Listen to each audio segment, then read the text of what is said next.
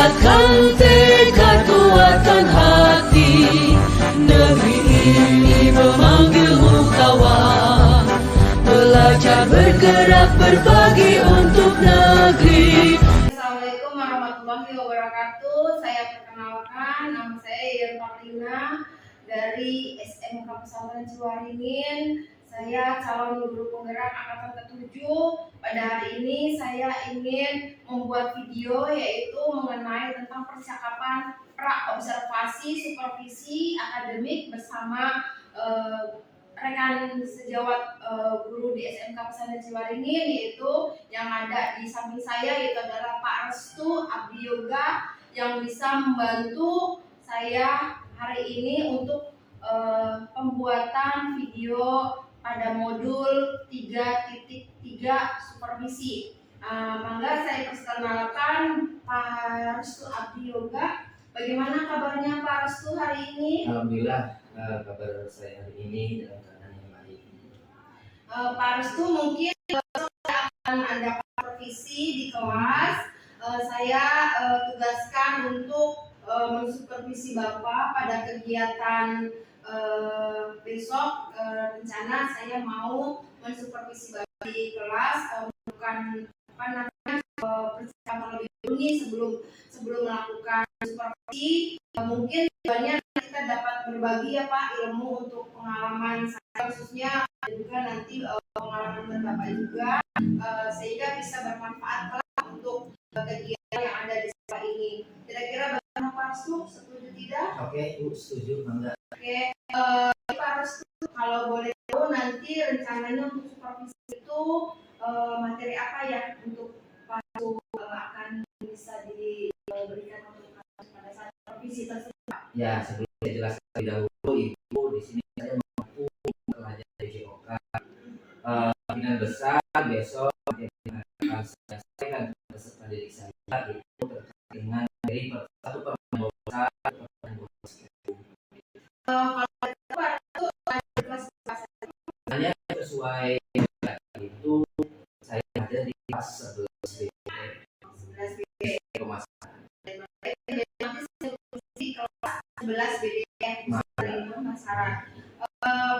Pak, sebelumnya bagaimana ya untuk kegiatan nanti pada tersebut dari Bapak terkait dengan langkah belajar saja di Bapak nanti Pak? Untuk besok itu tadi saya jelaskan materi yang saya akan sampaikan yang terkait dengan permainan bola basket dengan submaterinya yaitu passing dalam permainan bola basket. Dan dalam RPP 2 itu saya akan menggunakan pembelajaran PPU atau progress learning. Langkah-langkah atau sintaknya yang pertama yaitu pendahuluan resepsi, mengucap salam, kemudian berdoa, kemudian memberi motivasi, menanyakan kabarnya hari ini kepada peserta didik, itu pendahuluan. Kemudian masuk kepada sintak yang pertama yaitu orientasi peserta terhadap masalah. Artinya di sini akan saya sajikan materi-materi menggunakan media PowerPoint yang saya sajikan di proyektor. Nanti saya akan sajikan materi tersebut, kemudian meminta peserta untuk mengamati video tersebut, yang nantinya di video tersebut bisa berbagai masalah yang nantinya harus dipecahkan atau dicari solusi pada diri tersebut. Itu sintak pertama atau langkah yang nanti saya akan sajikan kepada peserta.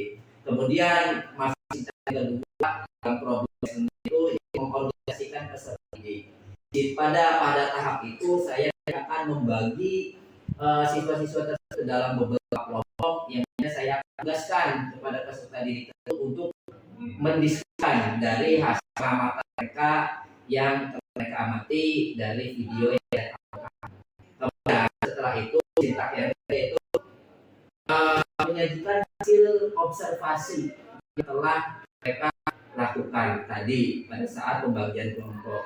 Jadi di sana siswa itu nanti dibutuhkan untuk mempraktekkan dari hasil diskusi terkait dengan masalah atau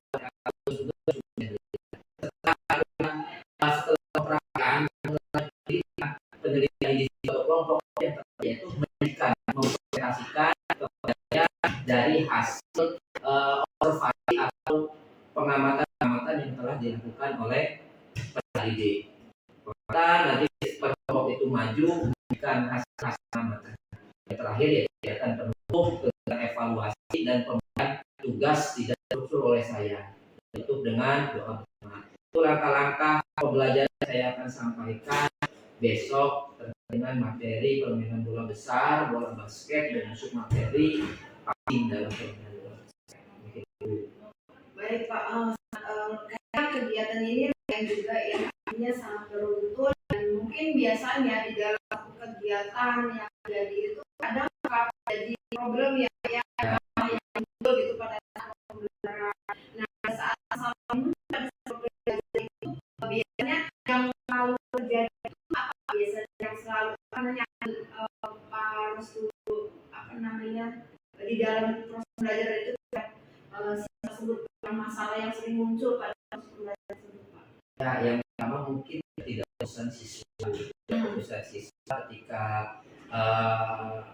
guru menjelaskan atau menjanjikan materi yang pada akhirnya jadi nanti itu ketika pembelajaran ada miskonsepsi, adalah pemahaman yang pada akhirnya yang materi yang sudah saya sampaikan saya tidak paham, tidak mengerti siswanya. Pertama Bu, yang kedua biasanya dalam olahraga itu PJO itu kadang apalagi si Puan itu banyak berkesan masih berolahraga, itu permasalahan.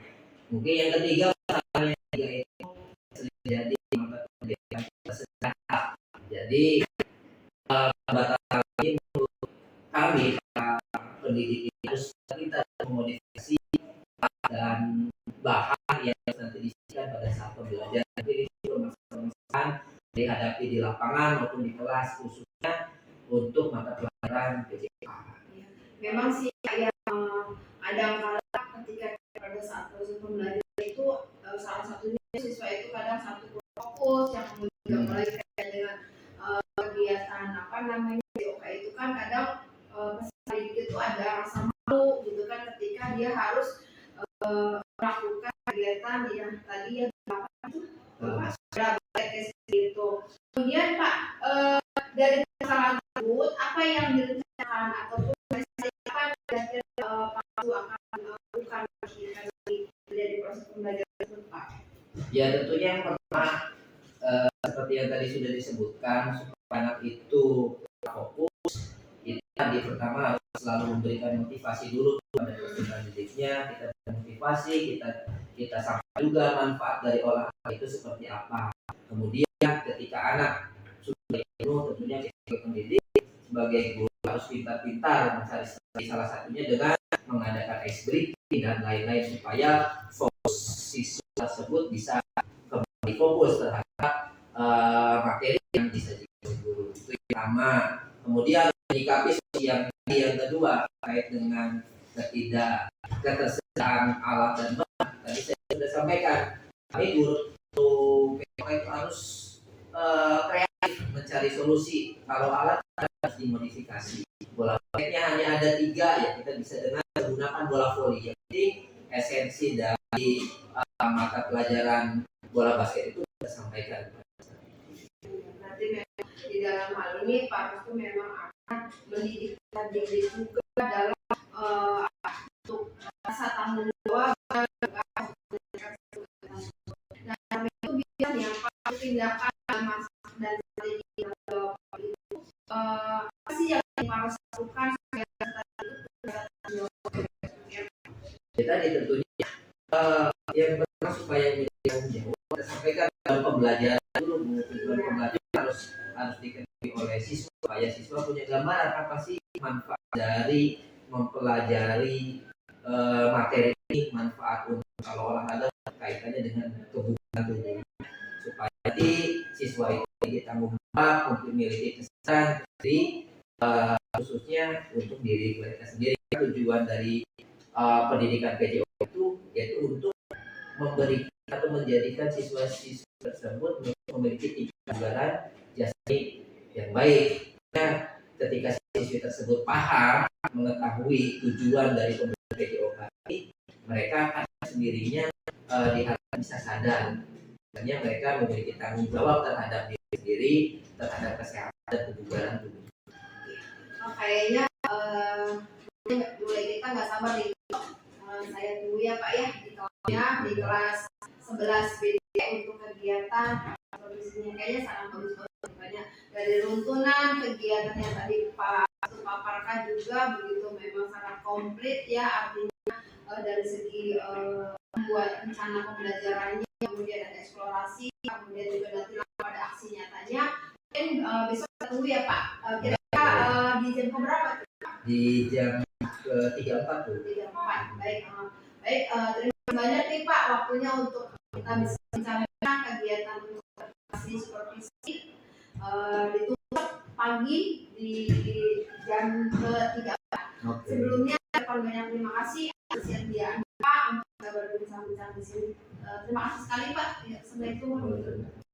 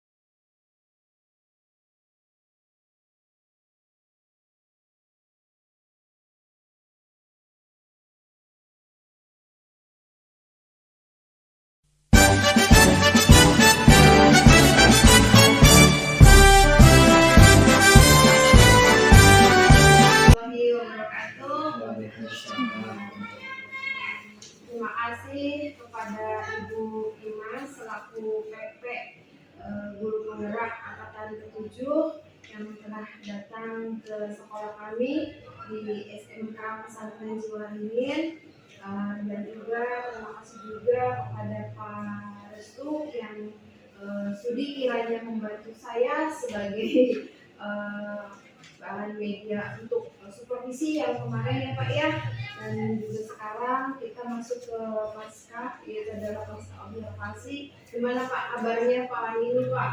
Alhamdulillah cukup baik walaupun padat layap. Iya Pak, gini ya Pak ya, gimana Pak kira-kira sedikit di kita mungkin kemarin sudah observasi ya Pak ya, kemudian juga sudah melaksanakan supervisi juga di kelas ya. Alhamdulillah sih kemarin setelah saya supervisi kemarin itu alhamdulillah sangat bagus dan juga saya pengen tahu juga nih setelah kegiatan kemarin supervisi pengen sedikit menggali juga mengenai tentang hasil dari kemarin pengen tahu bagaimana perasaannya Pak setelah disupervisi oleh saya kemarin Pak. Bapak Senang Bu. Iya. Gini apa ya kemarin kan dari hasil supervisi kemarin modul pembelajarannya kan Bapak ada beberapa mengacu menggunakan RPP ya Pak ya.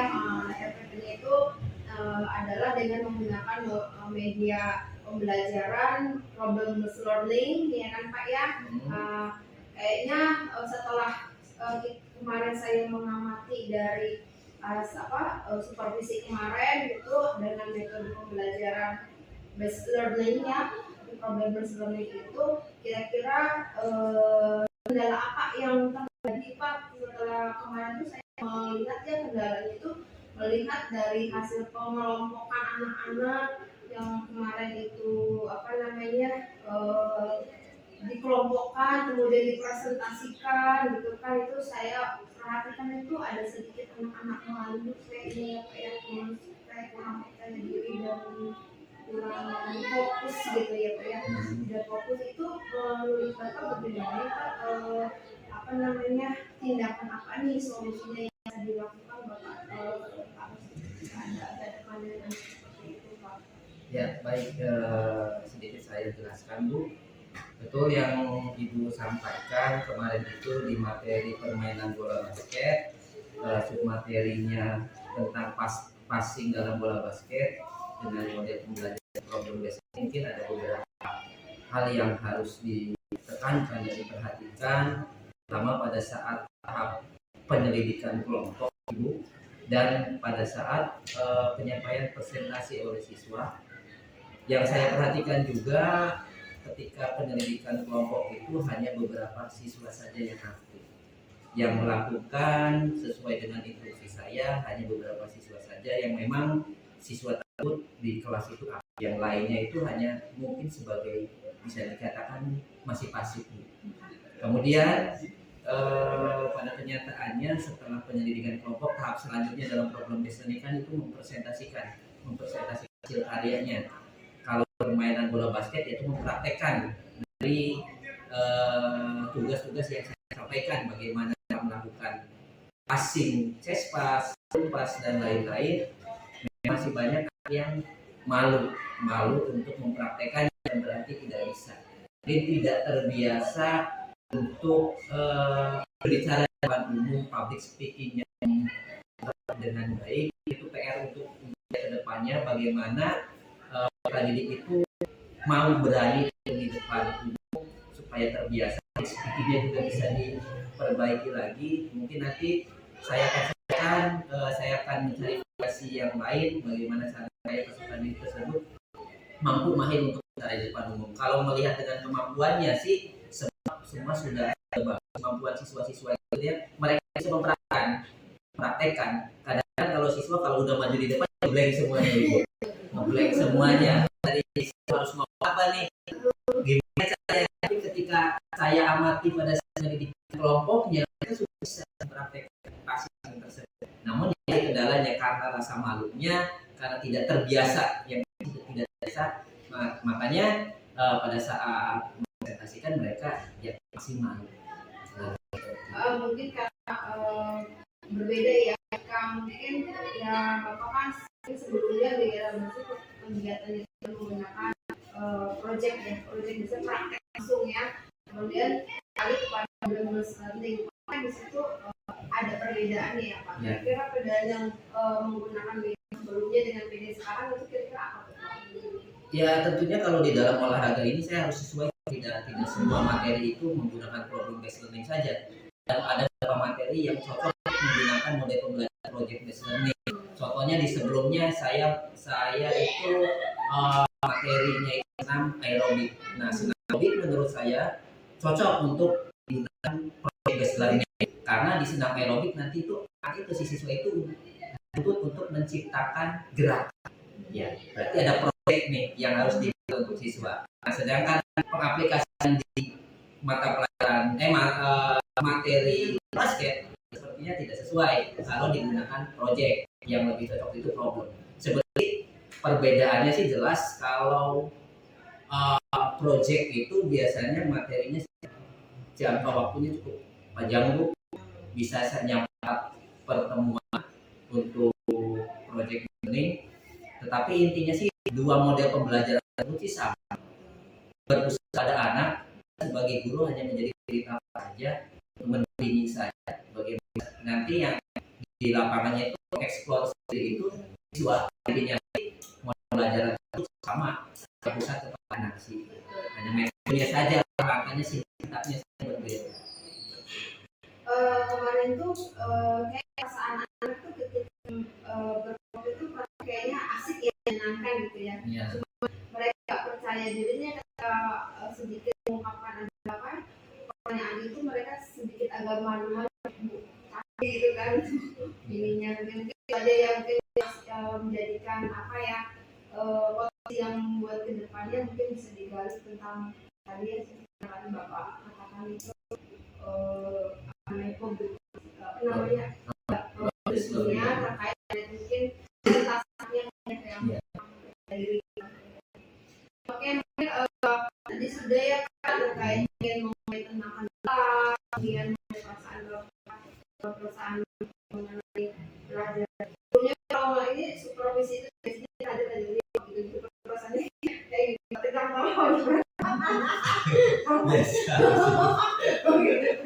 Jarang gitu. Tapi gajinya kayak gitu seperti itu. Iya. Terus saya sedikit mungkin kasih Pak dari beruntung dari mulai kegiatan yang dunia Pak ya, dari dari mulai pas apa namanya praoperasi, kemudian supervisi, kemudian sekarang pada namanya ini tahap pasca ya masa. Nah kita yang mau tanyakan refleksi yang Bapak ini kayaknya gimana nih peruntungan dari semua kegiatan apa ya? Ya. Sebelumnya saya ucapkan terima kasih juga untuk Bu Yayeng kepada Ibu sebagai PP sudah supervisi saya. Jarang sekali kegiatan ini juga bisa menjadi bahan evaluasi saya ke depannya, terutama dalam hal mengajar, khususnya di pelajaran saya untuk refleksi yang kemarin.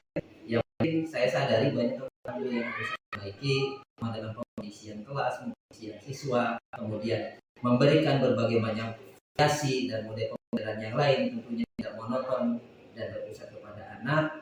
Mungkin menjadi PR saya khususnya tadi yang seperti yang saya sudah sampaikan terkait dengan public speaking buat peserta didik. Dengan public speaking tentunya harus ada koneksivitas dengan mata pelajaran lain juga. Kebiasaan pembiasaannya seperti apa, peserta didik terbiasa atau tidak untuk cara umum, tentunya itu yang sebenarnya harus menjadi kita bersama. Kalau masalah keahlian kemampuan sih saya rasa semua didik itu mampu. Terkadang kendala itu speakingnya itu mentalnya itu belum terbentuk, itu dia yang menjadi PR bersama. Makanya nanti kita harus kolaborasi juga di yang lain, harus sering presentasi, harus maju ke depan. Rata-rata kan yang sudah kita juga sendiri tentunya lupa targetnya masih A terus, yang disuruh majunya si A terus, jadi explore itu yang kembang itu si A saja, karena mungkin mindset di kita si A lagi kelas ini, si B lagi, yang lainnya itu tidak explore. Akhirnya mereka itu berbeda dibandingkan yang lain, padahal mereka mempunyai kemampuan yang sama. Intinya itu sih berefleksi. Ya berarti kalau kita baru-baru sama kita pengenalan anak coba yang lain coba gitu. Kadang lupa kalau di kelas tuh udah ingat si A terus, jadi si A terus. Jadi namanya itu kadang iya, ada di langsung ada di kepala aja punya. Jadi intinya berarti kita harus saling kenal semua biar merasa diakui semuanya. Ya mungkin itu saja Pak, dan saya terima kasih atas waktunya dan semuanya. Mungkin ini rasanya kita jadi agak sedikit gambaran ya Pak, kayak gimana tentang supervisi dan kemudian supervisi kemudian sampai sekarang pasca. Mungkin terima kasih banyak Pak. Terima kasih.